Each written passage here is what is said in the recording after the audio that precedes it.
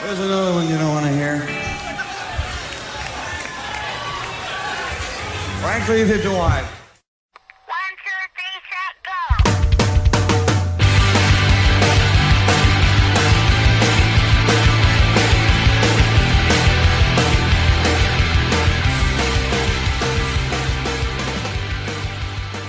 Hello and welcome to episode 82 of the Power Chord Hour podcast. Hope you're doing well out there. Thank you so much for checking out another episode of the show. As always, I'm your host, Anthony Merchant, no longer missing in action. I am back here. Apologies for the fairly, fairly long break there. It was probably, I'm trying to remember, the radio show went a little longer, but I went out west for a while. And I ended up taking a little break off the show, as you can probably tell, because it has been, we had the Jeff Cadill episode back in, I think it was like the first or second weekend of October, and I have left you good people since then, but I am back and very happy about it. I've been itching to get back in studio. I came back in, I'm doing this Sunday night, and Friday night came in and did the radio show, first one since getting back. And it was just so great to do. I was so excited, and I really wasn't even expecting to do a radio show this week, or really last week, I guess now at this point. But I was like, man, I want to do it. So it's like I'm not gonna wait till I do the podcast over the weekend. It's like I want to get in the studio now, and it was just so great to come in and just a real simple episode. Made a playlist, got everything around real quick. And, I thought it was overall a really fun show. I missed a lot of new music while I was gone. And that also made, I think, for a good playlist of like a lot of new stuff. Because I was really, the last few days, I got home like the afternoon, the day before Thanksgiving in like the afternoon. So like I was really pushing it. Like I've only been home a few days. And, just kind of rushing, getting things around and stuff, but wanted to make sure that I got to do the show and, go through and check out some new music that I missed during the time, music people have sent me, things that I've wanted to check out, things I didn't know about or forgot about, and a lot of good stuff. I went through the depths of my email to find it, but it was a really good radio show. And I'm very excited to be back doing the podcast and doing the radio show back in full swing. It is we're at the end of the year here already, as I'm sure you can already tell if you don't know. And this is the November rundown, and it's crazy because really I have like the rest of the year, like show wise, like it's all pretty written out because you have like, I don't know, I probably have like 4 or 5 weeks left. And in that, I mean, there's going to be there's the Christmas episode of the radio show where it's all Christmas music. This week, it is all replacements to open up the first episode of the month on the radio show. It's an all replacements playlist. A couple weeks going to be the Christmas episode. Then the following week, which will be the last one of the year, is always my favorite songs of the year. It'll be 2 hours of just music from 2021 and all the best stuff. So really, like, in between there, I have like 1 or 2 episodes I even have to like kind of think about. And then same with the podcast, obviously doing my top 10 album of the year countdown at the end here. And I have a few other things in the bag here and a few people I think I'll be talking to. But everything's pretty much written out for the rest of the year because really, I mean, we're talking weeks here, not months. And it's just crazy to think about. But it didn't help that I was gone for so long. I ended up going out west. And it was the house sit for a family member, and also a kind of that / a reason I've been thinking of moving to Portland. So it was kind of like, come on out here / then you can like go up to Portland and check it out and stuff. And I did go, and I went out west, drove out there, and funny enough, I actually did bring recording equipment, but things just did not work out well. I was having some problems with my little mixing board that I brought with. And, after I had issues with that and just kind of screwing around with my I think it's 2011 MacBook, my laptop, which I almost, it's funny because I don't think of it as old, but it is. It's over 10 years old or is 10 years old, and it's slow as fuck. And that's what I brought with. And like that thing was just being really shitty.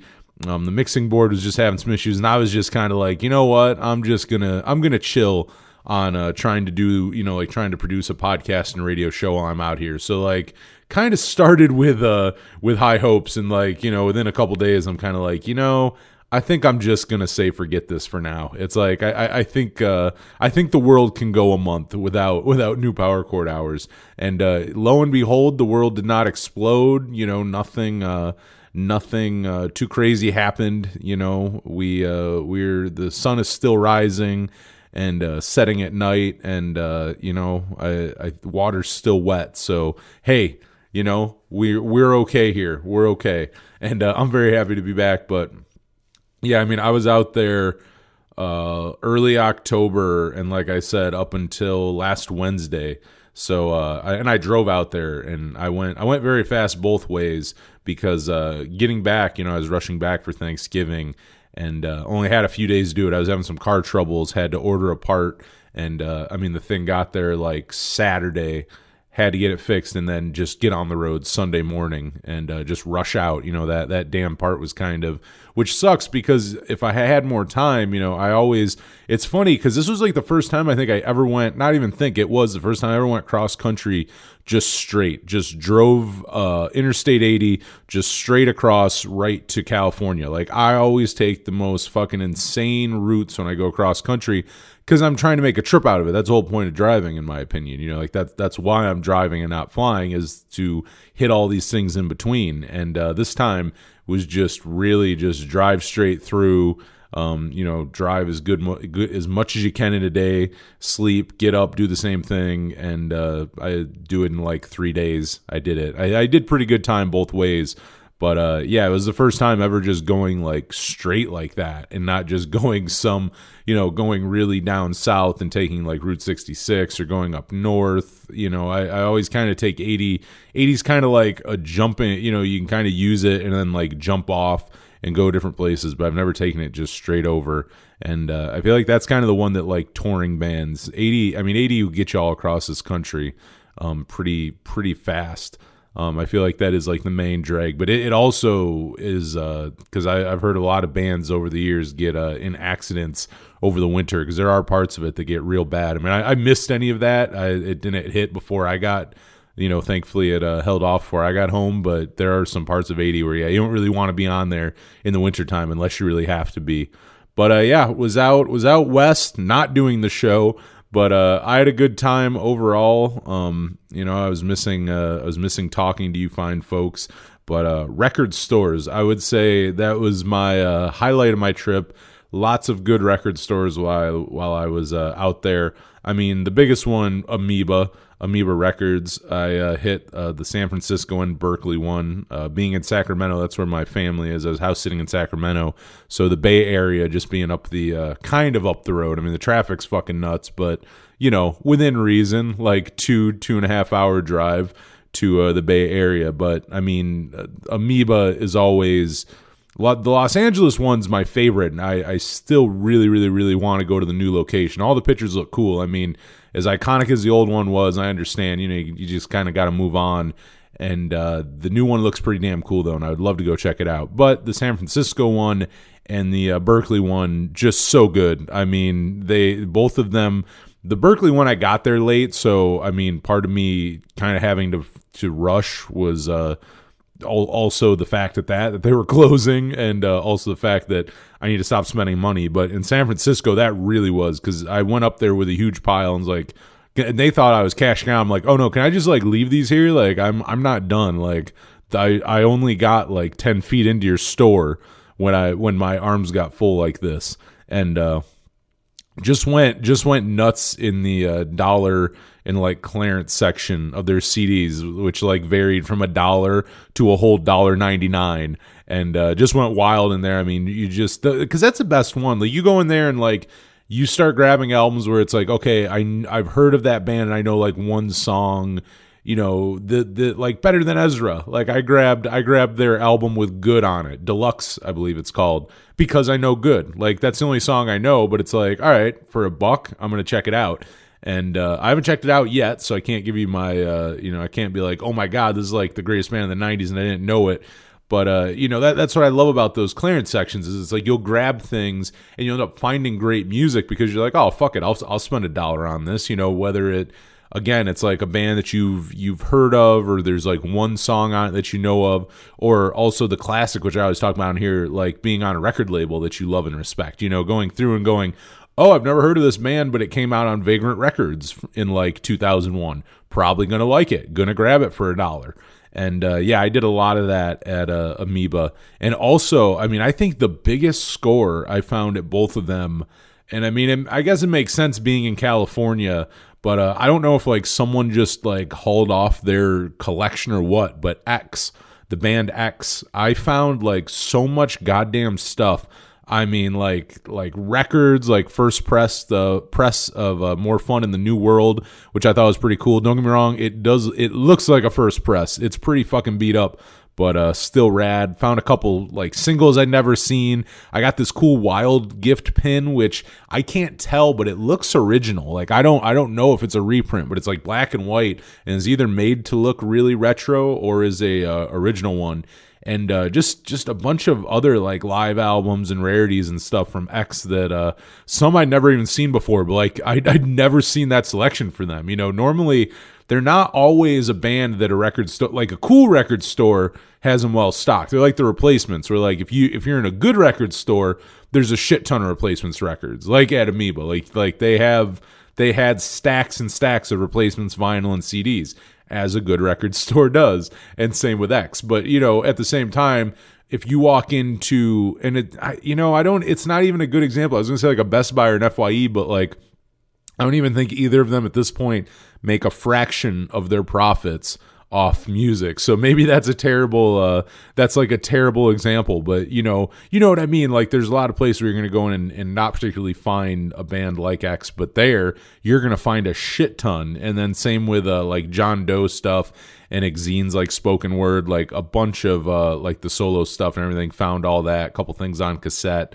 and was not shamed. I shouldn't say not shamed, but I thought it was funny because the girl cashing me out was a X fan and was like fucking blown away that I'd never seen them live. Because quite frankly, X plays a lot and they tour a lot, and I'm really not sure how I've never seen them play. But she was kind of blown away. I was buying all this X stuff. I was like, how have you never seen them live? And then proceed to tell me how good they are live, which, I don't think she's wrong. I've seen video. But really the only time I almost went and saw them in Minneapolis when they played at the Walker Arts Center just down the street from me in Minneapolis, which also is across the street from Loring Park, which is probably better known from Hold Steady fans as Penetration Park.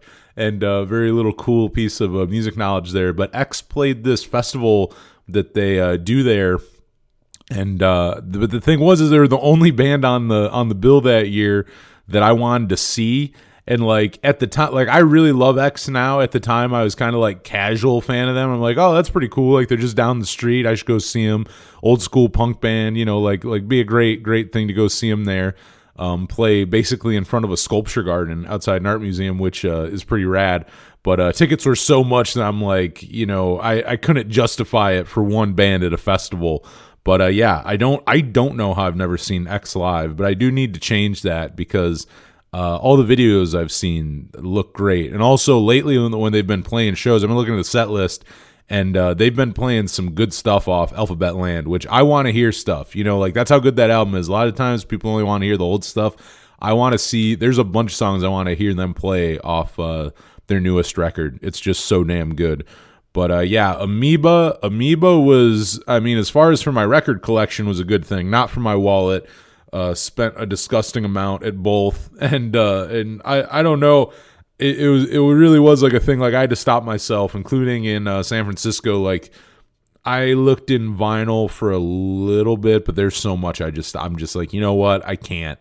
Like, what am I going to do? I'm teasing myself. I'm going to look through and go, nah, man, you can't. Like, you cannot. Like, you already have this huge pile up there. You can't make another one. And so, yeah, I did that.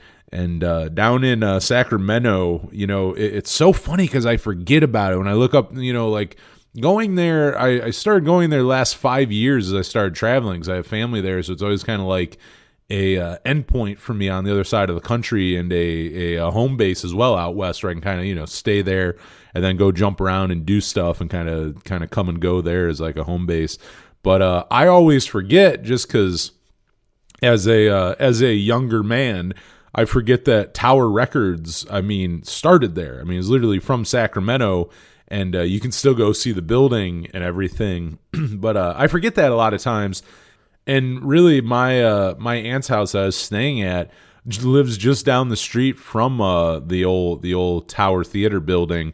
And it's funny. It really like I knew it started in Sacramento, but I didn't like even compute that much that like I drive by that building. I always thought it was cool, and I knew it was Tower Records, but like I guess it didn't really hit me. I'm like, oh fuck, that's the original one, until I finally watched All Things Must Pass, the Tower Records documentary that came out a few years ago. I've been wanting to see it for literally years and just kind of kept forgetting about it.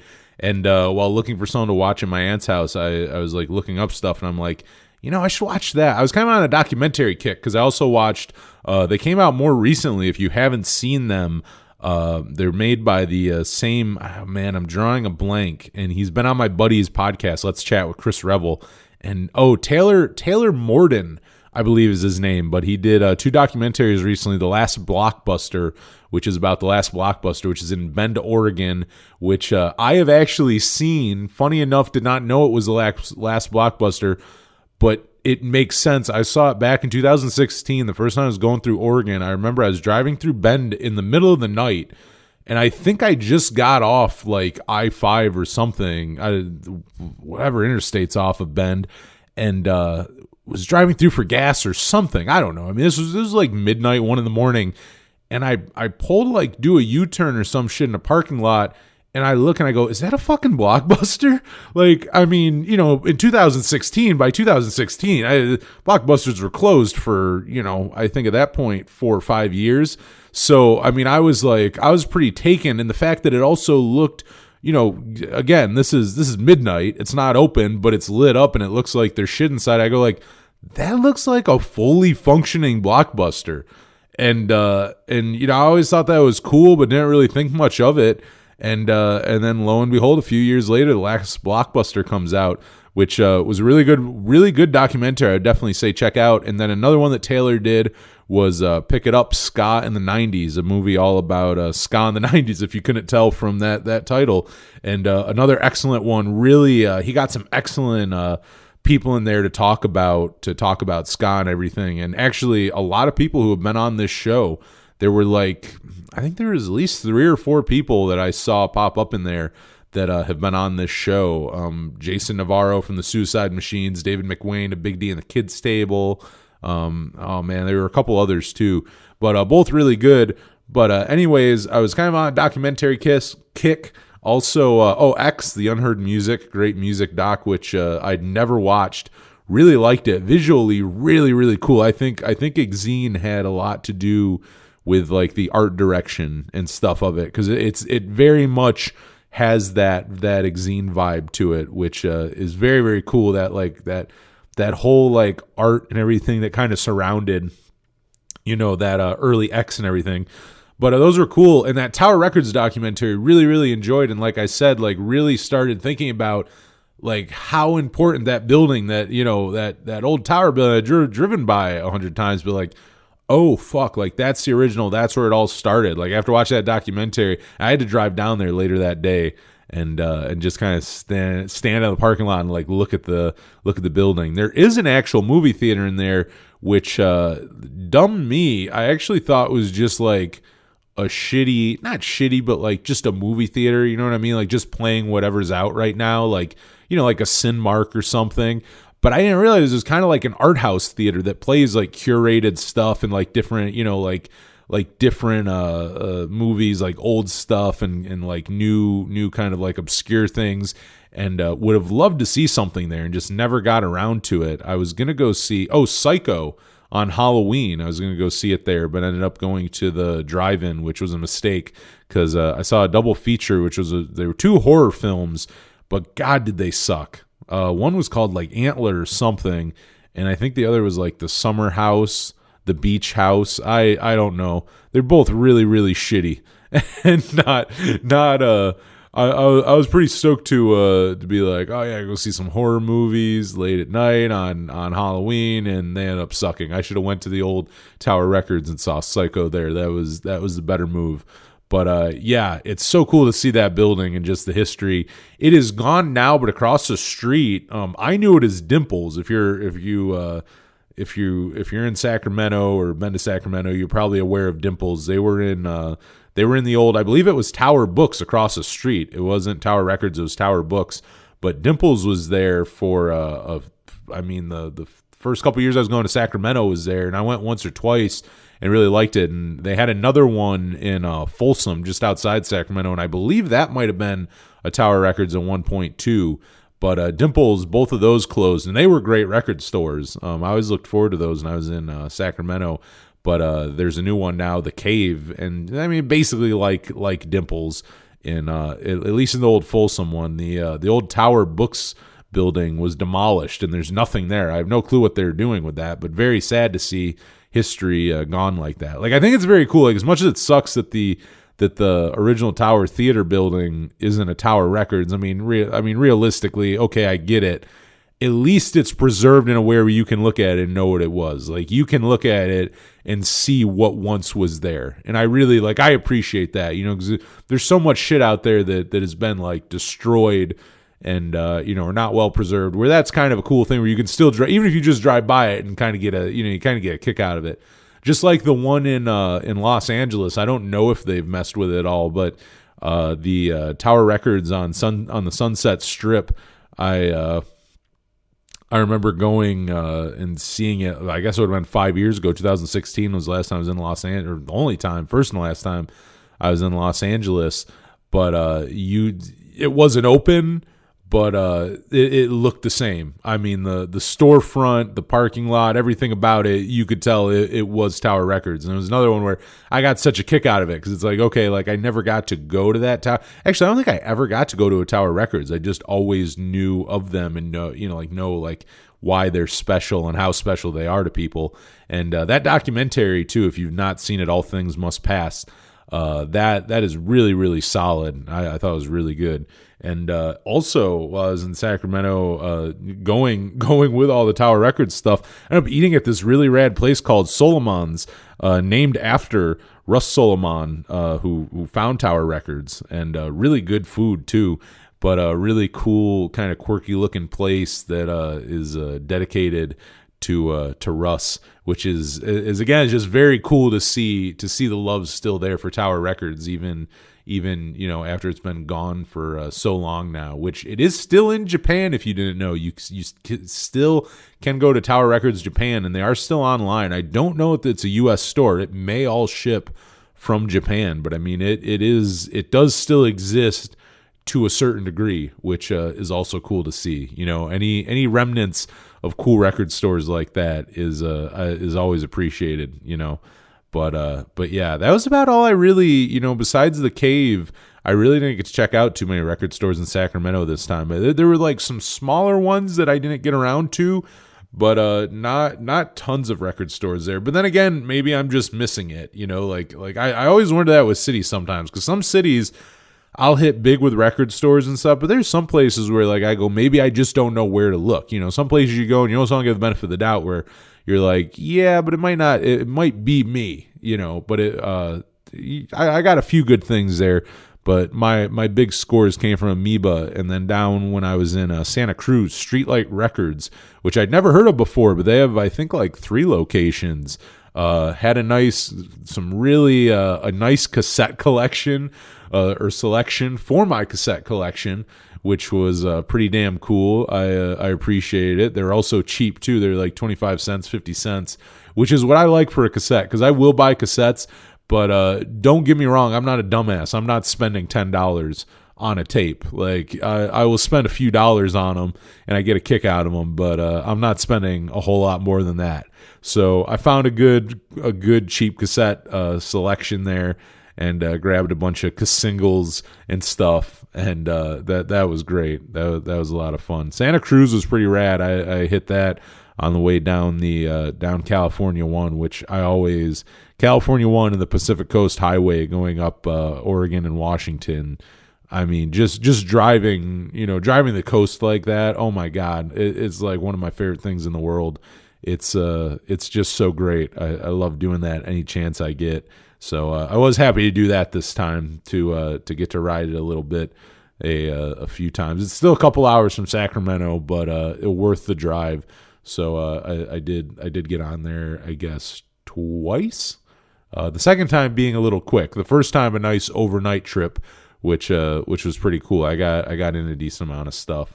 But with that, I mean, I did a lot of driving in the last like month and a half. So a lot of music listening, and a lot of like White Reaper. I've been listening to them a shit ton. 500 Miles to Memphis. We just had or not just, but we had Ryan, their lead singer, on back in September. Very good dude. And they just put out a new record, and I've been listening to their whole catalog, which really, I'm still fairly new to their music because I just started listening to them just before I interviewed Ryan. So, on the trip, I was kind of going back through and listening to their catalog and checking stuff out, and just really enjoying it. And a lot of like Menzingers as well. I feel like Menzingers they're kind of like on a constant. I feel like there's never not a time where the Menzingers I probably listen to them at least once a week, if not more.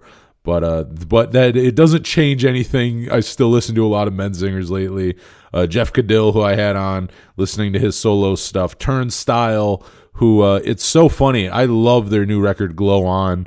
I mean, it's really become like one of my favorite records of the year, and I never cared for Turnstile. Like, I didn't hate them. It was just never my thing. Like, I'd seen them live, and I'm like, fuck, I get it. Like, they were amazing live. They got this great energy. It was crazy to see people go that nuts for them. But it was just one of those things like, I don't really get it. And then on this album, I'm like, damn, credit where credit's due. This record's really fucking good. And the way they blend genres and stuff is just so, I mean, it's just, they have such a unique sound that it's like, you have to like it. Like, you have to like the way they do that. But another one I'm listening a shit ton to, The Dirty Nil. And that's another band you just talk about. I love bands who can blend influences and genres so well, and just do it in such a way that's so, so smooth and everything. Not this. Sometimes people will do that. There's bands who like will try, like metalcore. Those metalcore bands who would like, you don't see it so much. I guess it'd be easycore really, but like your bands who kind of in the vein of like A Day to Remember and things like that, where it's like they try to be really heavy. And then also try to like, but we like pop music too, or like we're also going to do the like poppy side of Blink-182 in here. Like, we'll break down. It's like Blink-182 with breakdowns and yelling and stuff. But like, there's so many times where it's like, oh, this just sounds fucking awful. Like, you're just blending genres, but it's not good. Where I think when a band does that, which I mean, Turnstile and The Dirty Nil, neither of those bands, are Blink-182 with breakdowns. But, I'm just saying there's certain genres and things where it's like people try blending them and they just sound like shit. And then some bands just nail it on the head, or just talented enough people and musicians who, get it, who can get it right. And both of those, Turnstile and Dirty Nil, are two of them. And two bands who have put out some of my favorite albums of this year. The Dirty Nil having like, I mean, my God, so damn good with Fuck Art. So yeah, lots of that on the drive. I gotta say, it was a good year for music. When I look at a lot of the stuff I was playing on my ride, it was a lot of new stuff. Not. I mean, there was like old stuff. Obviously, you have your classics, but it wasn't like all. Like, it wasn't like I was finding myself only listening to things from like the 90s or something like that. Like, I was listening to a lot of stuff current too, which is very, very nice. But yeah, I was doing that, listening to music out there, driving the coast a little bit while I could. And it's funny because even though I know that it isn't sunny, which for one, I also realized that like for years before I went to California, I just had the idea that like all of the West Coast, not just California, all of the West Coast looked like Southern California and was always sunny and there's palm trees everywhere. Shit. That's not the case at all. I mean, far from. And then, I mean, even like, I mean, you get to Sacramento, which is like central Northern California. I guess more central California, but it looks nothing like what I had in my head. And then you look at like Portland, which I'm still thinking about moving to. And I mean, I love the Pacific Northwest, and I like that overcast fogginess.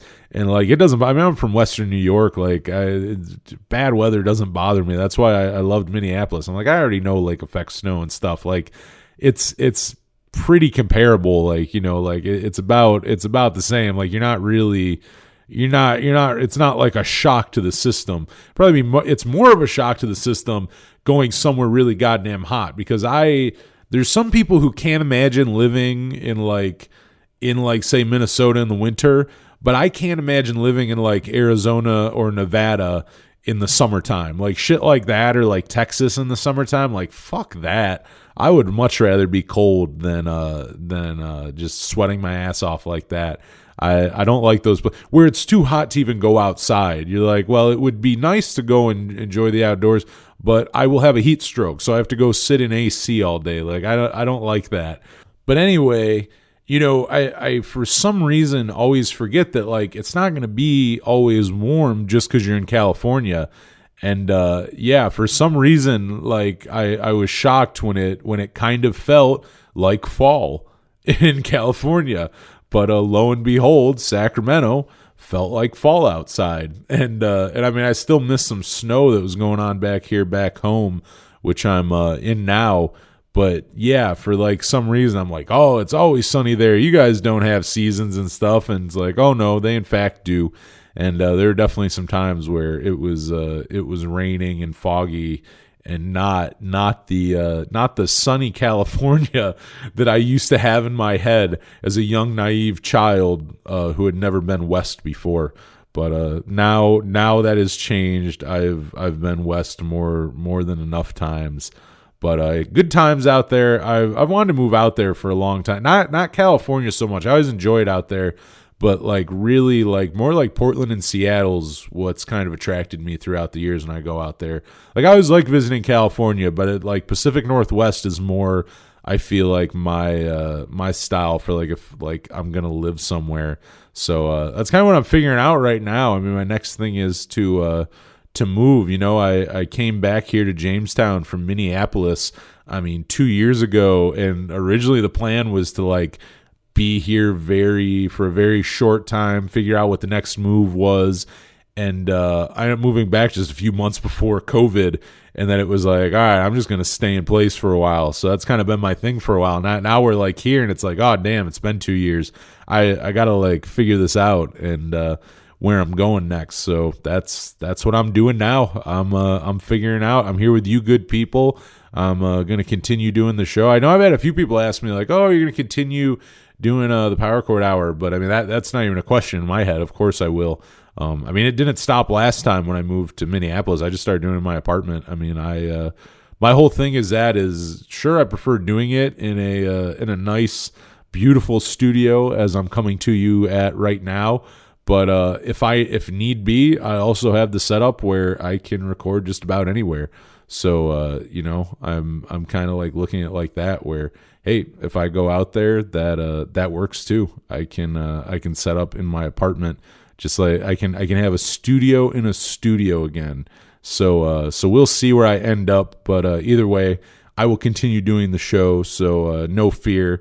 And yeah, and I am back. You know, like I said, we don't have much left of the year, but I'll be back for the rest of the year into the new year, and we shouldn't have any more unexpected breaks like that. Like I said too, I was gonna originally, and I feel like you can go back through, and any time that I go on a trip or like, you know, leave for a couple weeks, I always kind of have the idea like, oh, I'm gonna record while I'm out, and it never happens, because it's not so much this time. I've had ones before where I kind of think about it, and it's like the whole trip is like a hiking trip or something. It's like by the time I get out there, I don't want to fucking do one. It was like me and Dave from 19 Cent Zine, who has been on the show before, but me and him went to Skatopia over the summer. And I mean, I had stuff with me to record, and like we were originally talking about on the way up, like, oh, we'll do an episode, you know, we'll go find like our camp spot, we'll hang out, we'll just bullshit and stuff.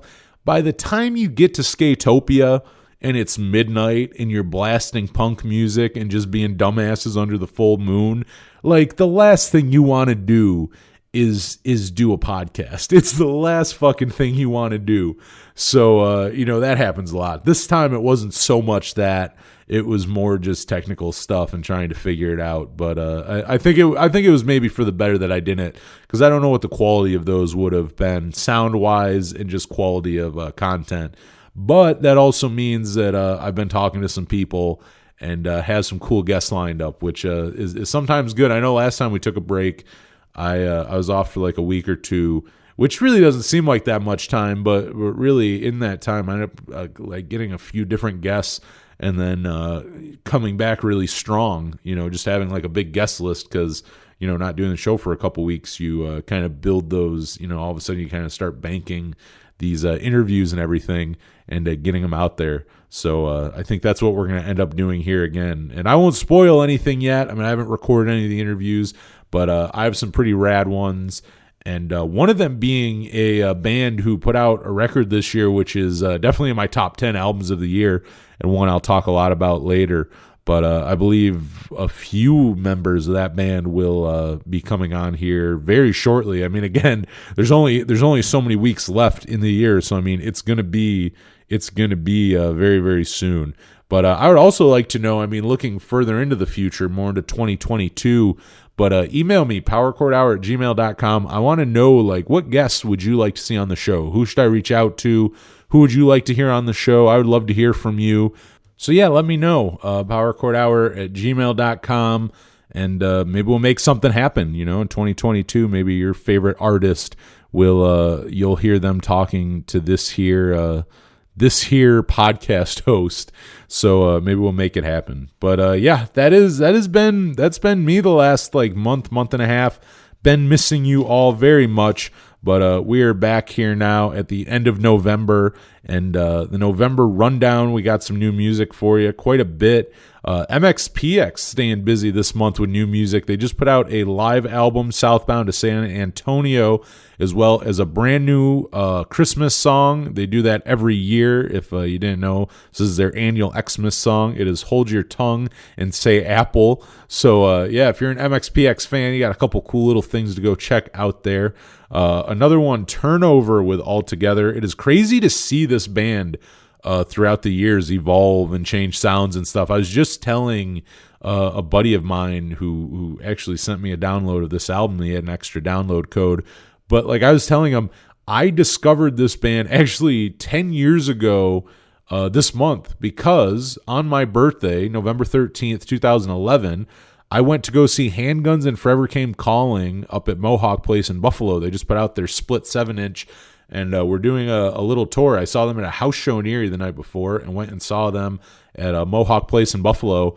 And anyway, I believe it is Broken Rim Records is the name of the record label. They put out a few cool records over the years. But anyways, the owner of that record label was selling records at the show. There's a good chance he booked the show too, but he was selling records, like just a bunch of, I don't even know if it was distro. It might have even just been his personal collection. But like, I remember buying a shit ton of things from him. I bought like the movie Life. What did I get this time next year? I believe I bought from him. I bought a Handguns, I think Anywhere But Home, on vinyl. Oh man, what else? There was a No Effects 7-inch. Like, I can't remember everything I got from him. I think a 4 Year Strong album.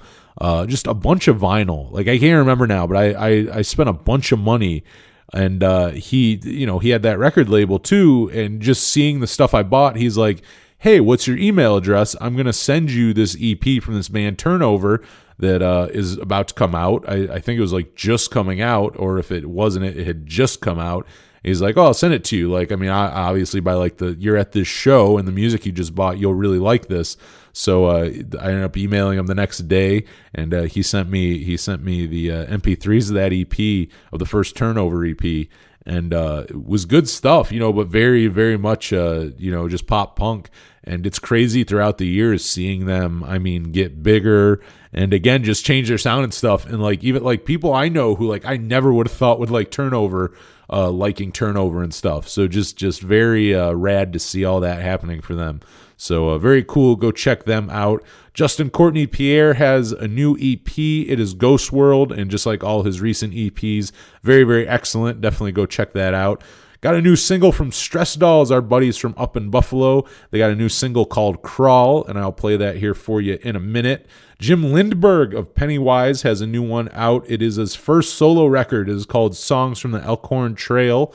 Lars Fredriksson of Rancid, talk about solo records. He has a brand new solo EP out. It is called To Victory. You go check that one out. A brand new single is out now from Bowling for Soup called Killing 'Em with Kindness. The Slackers have a new single out, Windowland, with a B-side, I Almost Lost You. And Night Crickets, a brand new band that was just announced. This is very cool. So if you listen to my interview with Victor Di Lorenzo of the Violent Femmes back in September, he teased that he had a new band coming up with someone who was in another band that would probably be of interest to those listening. But that was all he could really say. He wasn't even really being cryptic. He was just like, you got like, there'll be more stuff will come out in time. And he was right, it did. This is it. It is Victor Di Lorenzo, original Violent Femmes drummer. This is his new band, Night Crickets, and it is his new band with David J. of Bauhaus and Love and Rockets, which I mean there you go. You have members of Bauhaus and Violent Femmes. I mean, that's pretty damn cool. And rounding off that trio for the band is also Darwin Miners, and their brand new band Night Crickets are coming out with their new album A Free Society. It's going to be coming out on Omnivore Records in January, so just like 2 months now. It's coming up very quick, but they just put out their debut single called A Free Society, and I'll play that for you too here in a minute. Definitely want to play that for you after Victor was on here, because I was so excited, like he couldn't say, and it's rad to see it come out now. Like I was wondering about the band, who was going to be in the band, because he kind of like that was the thing. He kind of hinted at it was someone who was in that wheelhouse. You know what I mean? Like if you were a Violent Femmes fan, you would probably be stoked on who he's playing with. So it's really cool. It's experimental and it's very neat, and I'm excited to hear more stuff from it. So I'll play you A Free Society here in a minute, but that is very cool. We got a brand new single from the band Rip Room. It is called Complication, and you can go get a free download of it on SpartanRecords.com. That is their first single since signing with Spartan, but I'm going to assume they got a new album coming out sometime soon since they did just sign with them. Another one Nirvana just put out, I mean, it's not a new album, but Nevermind just put out the 30th anniversary edition, which is pretty cool. I might grab that on vinyl. I was looking around for it. They have a bunch of, it's one of those ones that has like fucking crazy stuff. Like there's the super bonus deluxe edition for like $250 and stuff. But I wouldn't mind Nevermind on vinyl with the bonus 7-inch that they got out right now, which I'm gonna have to keep looking around for and hopefully grab for a decent price.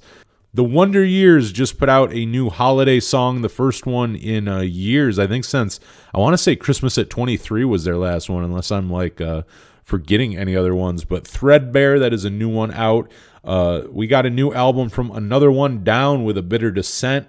Zebrahead just put out a new EP called 3, and really cool, a new single, talking about the Menzingers here earlier, but Gregor Barnett, singer of the Menzingers, he is about to put out his first solo record called Don't Go Throwing Roses in My Grave, and he just put out his first single off of it called Don't Go Throwing Roses in My Grave. So we'll kick off the music with that right now. Here's some new music for you from Gregor Barnett of the Menzingers right here on the November Rundown of the Power Chord Hour podcast. This is Chelsea from Stress Dolls, and you are tuned into the Power Chord Hour. Right here on the November Rundown of the Power Chord Hour podcast, that was recent guest of the show, Victor Di Lorenzo, with his brand new band Night Crickets with their song A Free Society. First song off their brand new record, A Free Society, which is coming out January 21st on Omnivore Recordings. Make sure you write down that date. I'm very excited to hear the rest of that album. And again, that is that is a super group of 80s like indie rock, college rock royalty there. Victor D. Lorenzo of the Violent Femmes, David J. of Bauhaus and Love and Rockets. I mean, that is quite a pairing. I'm very stoked. And to be quite honest, I wouldn't be surprised if we have Victor back on here when that record comes out, because we were talking about it last time he was on. Like once that project was announced, he's like, oh yeah, maybe we'll come back on. So maybe you'll hear Victor again, which I would love, because my God, that man, I mean, one of the nicest, like legitimately nicest people. And like then you just have these moments. Like I still will like talk to him and stuff on like just social media and stuff. We'll still kind of keep tabs with him and talk. And like he's like congratulated me. Like I remember like I don't know, like a post about, I don't know, maybe it was like the 5-year anniversary of the show, something with the show, celebrating it, and him just like congratulating me and stuff, and then just in my head I'm like this is the guy who like played drums on all those Violent Femmes records, like all those classic records. Like this man is royalty in my eyes. Like that's the person. Like those are the kind of people who, to me, it's like it's not the like biggest names of the 80s. Like I don't give a fuck about Bon Jovi or Madonna or I mean, take your pick. The members of Duran Duran would not make me super excited. But like, if you're the drummer of the Violent Femmes, or you're a member of the Replacements, or X, or Husker Du, or like that whole the college rock and indie rock scene of the 80s, like my God, like those people to me are the royalty. That I'm like, fuck, like you, like the best albums of all time. I mean, that first Violent Femmes record is, I mean, bands would kill to have that strong of a debut record. Like any band out there could just wish they could write a debut that just front to back, perfect, every song's good, innovative as all hell. I mean, basically creates a genre. Like, I mean, your first record, we created folk punk. You know what I mean? Like, we put this album out, we basically just created folk punk. So it's cool to see Victor doing more stuff. Very excited to hear more from Night Crickets, and hopefully he'll be back on the show soon.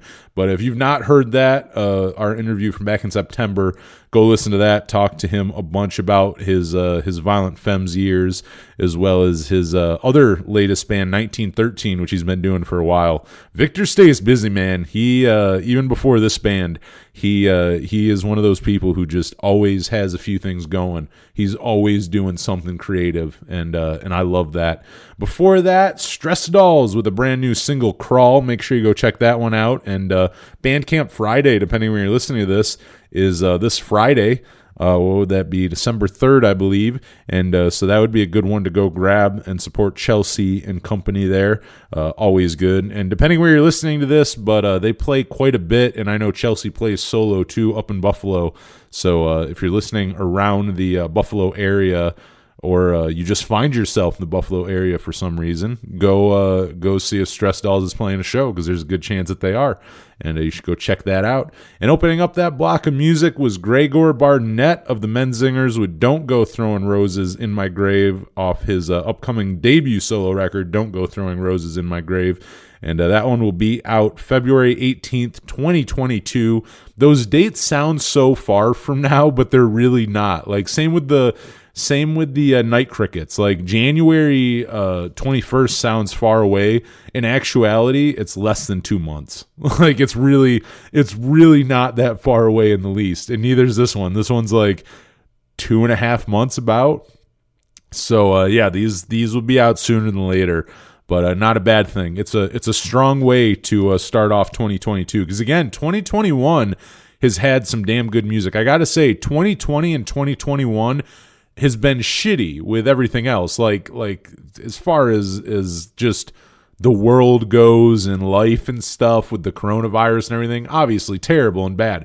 As far as music goes, my God, we've gotten some solid music the last 2 years. I gotta say, we've and I don't know if it's all that, because a lot of times I feel like I've interviewed bands and stuff where it's like, oh, did you write, like an album comes out during the pandemic, but I'm like, did you write a lot of this during the pandemic? And they're like, no, we recorded this in like February of 2020, and then everything shut down. Like, this wasn't even written during COVID. So I don't know if it's all that or what. Maybe if there wasn't even a pandemic, we would have gotten all this great music. But yeah, I just feel like the last 2 years we've seen some really good stuff, and by the looks of it, 2022 isn't going to slow down on that. So while there's, rightfully so, not tons to look forward to right now in the world, new music is one of them.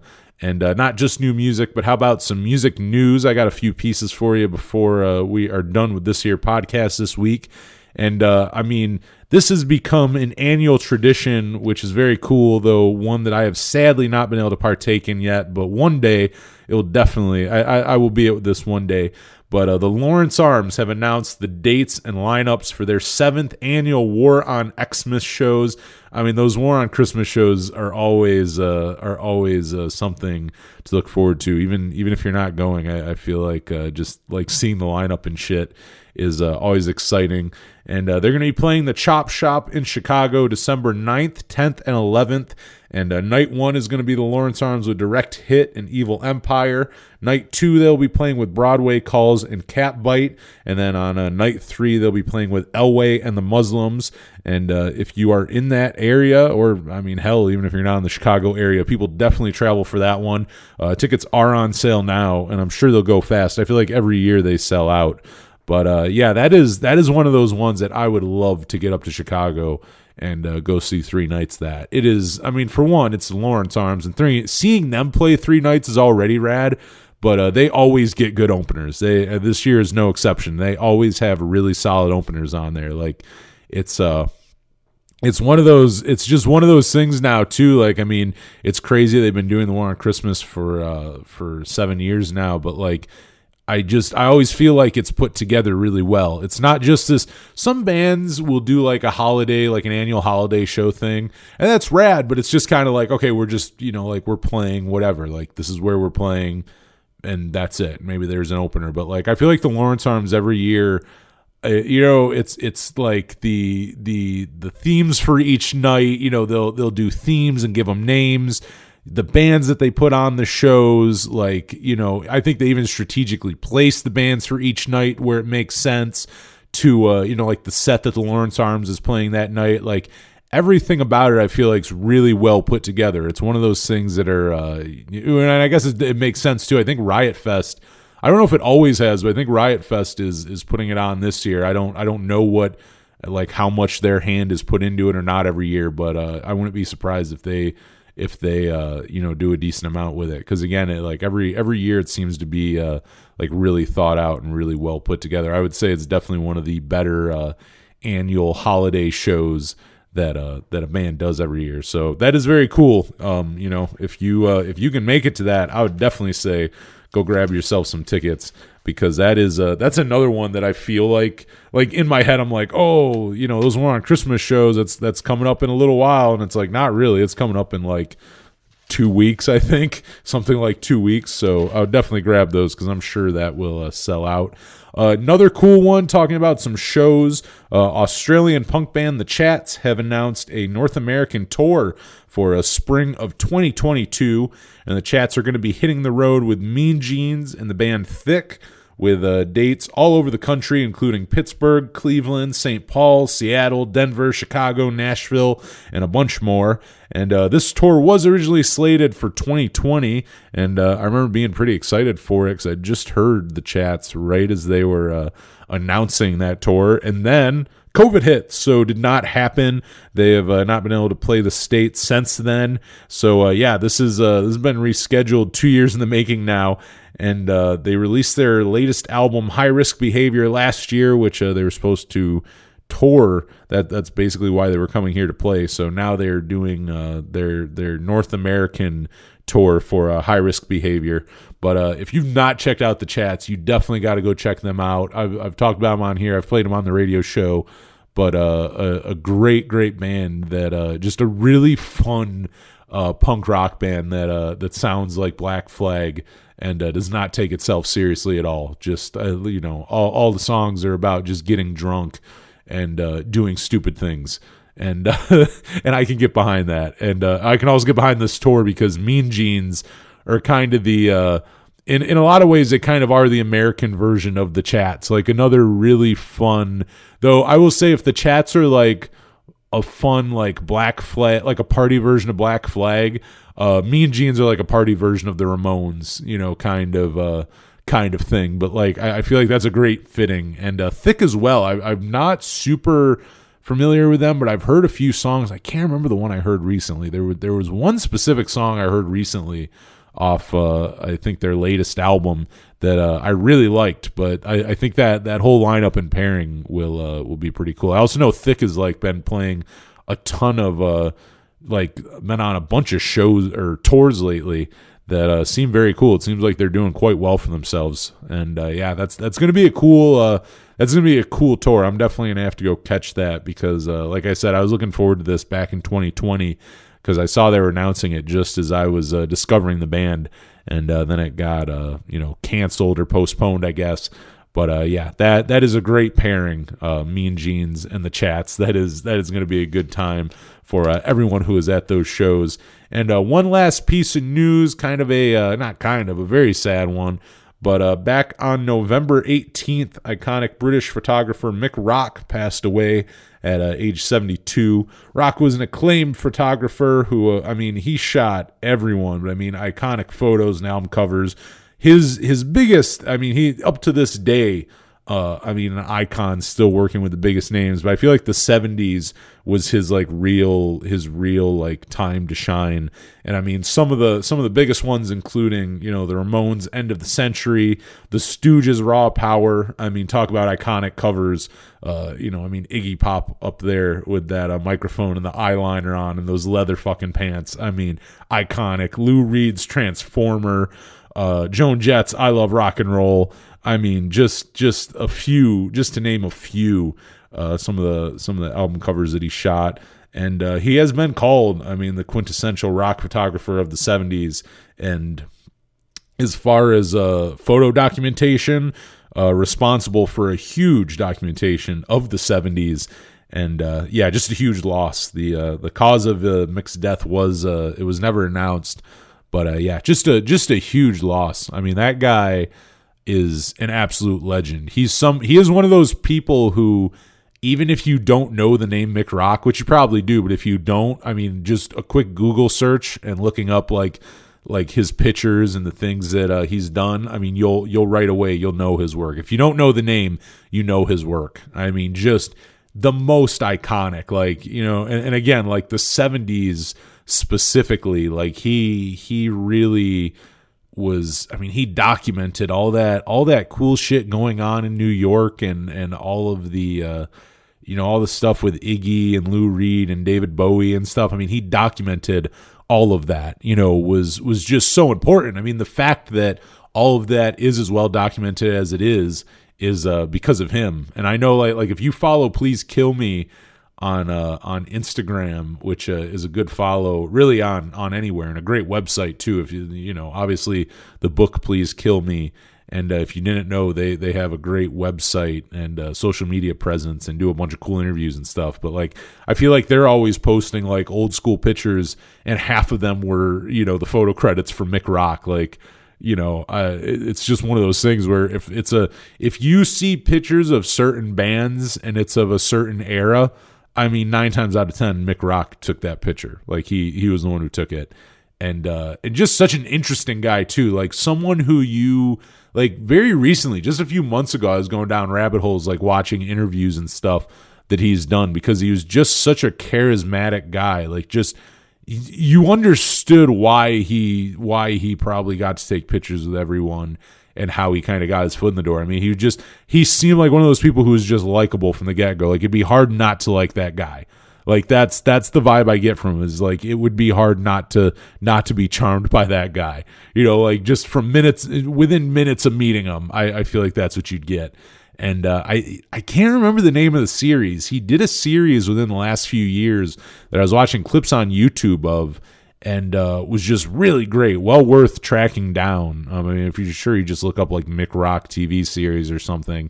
It was really good. I mean, again, like just he's someone that I always thought too would be very cool to interview. Like someone it's like just one of those guys who has so many, like the same reason why I love talking to like music producers, because I'm like, you're not just the guy in one band. Like I can ask you stories instead of getting stories of the one band you're in. You have stories from 100 different bands you've produced because you've worked with all of them.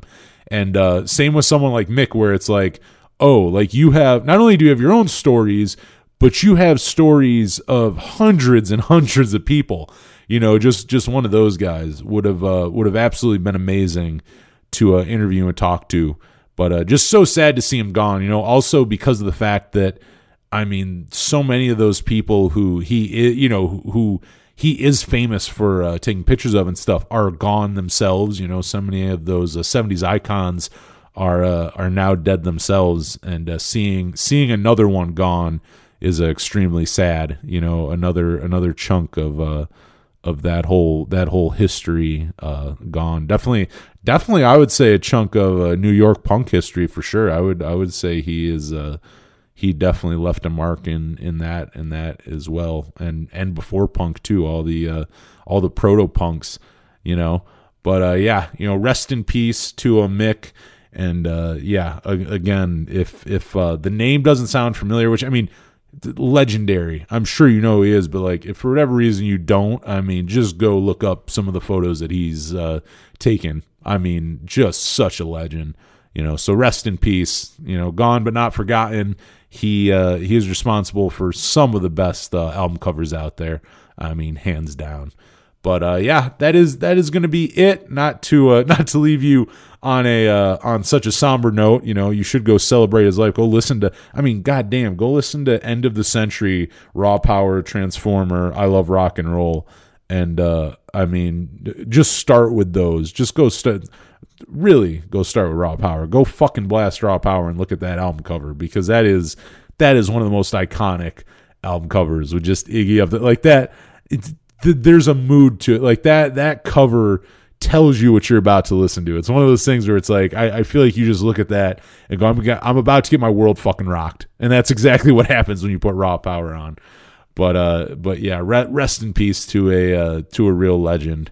But that is going to be the show. Thank you so much for checking out the November rundown of the Power Chord Hour podcast. Very, very happy to be back with you, and very happy and excited to see how we end out 2021 here on the show.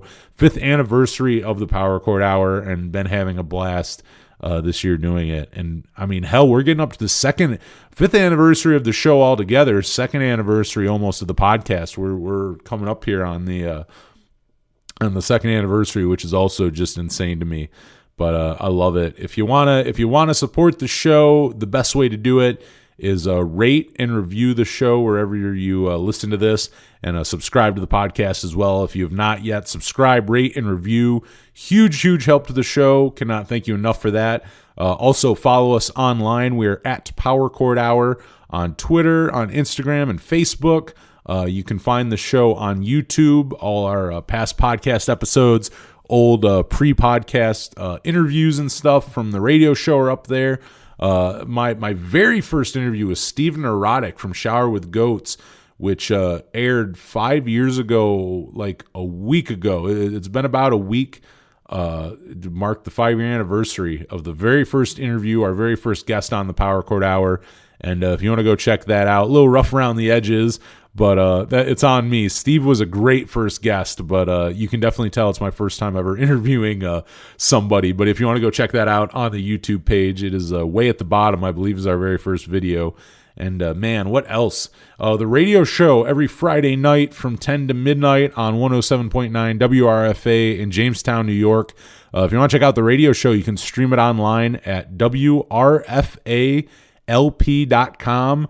And you can stream the radio station on there and check out my show and all the other great programs on WRFA. And just such a great station. I know when I do finally move here, the show will still be on WRFA, but I'll miss being able to come and do it in studio and hang out and seeing everyone here. It is a great radio station and a great little group and community. And so if you want to check out the radio show every Friday night, play a bunch of music. And like I said, this Friday night, playing all replacements as well as post replacements material. Your Bash and Pops, your Perfects, Paul Westberg solo stuff, Chris's solo stuff, Static Taxi, Slim solo stuff, all that. I'll definitely make sure gets played on there. But yeah, that'll be Friday night if you want to check it out. And if you don't listen to the radio show but you want to hear what I play, also on Spotify, I put up weekly playlists, so you can go check those out. Hundreds and hundreds of them. I put up everything we play every week on the radio show, as a bunch of other bonus playlists, Power Chord Crash Course playlists, different things like that. So you can go find those on Spotify. And powerchordhour@gmail.com. Hit me up. I want to know who you want to hear on the show next year. Who are some guests that you want me to interview? And also, I have some Power Chord Hour stickers. So if you want to email me for those, I will send you some. We are almost out. It's almost time for me to order more. So hit me up, and I will gladly send you what I have left of. But that is going to be the show. I'll be back next week. But until then, for the Power Chord Hour podcast, I'm Anthony Merchant. Thank you so much for listening.